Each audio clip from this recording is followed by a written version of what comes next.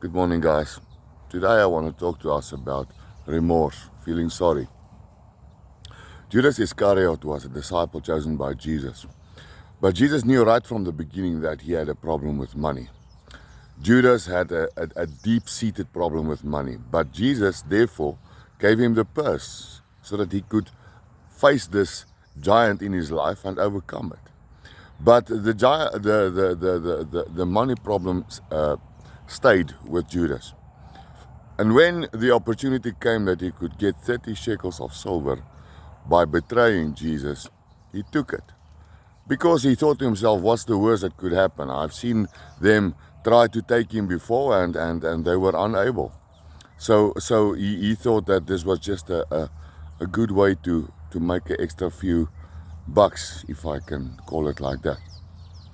But we see in Matthew 27 that following day that Judas was sorry for what he did, and he was showing a real remorse because he went back to the temple and said, guys, I can't take this money because it's innocent blood and I've sinned. And the priests were cold-hearted against him and said, well, that's got nothing to do with us, that's your problem. And he threw down the money and he left. And he went and he hanged himself in the potter's field. And I thought to myself, why the potter's field? You guys, the potter's field, it was a field that was which had clay ground, and potters in those days, pottery was a big trade because most of your eating utensils and vases and stuff were made out of clay. So therefore, it's a big trade, and this field where the clay was full of holes that was carved out by the potters when they need the clay.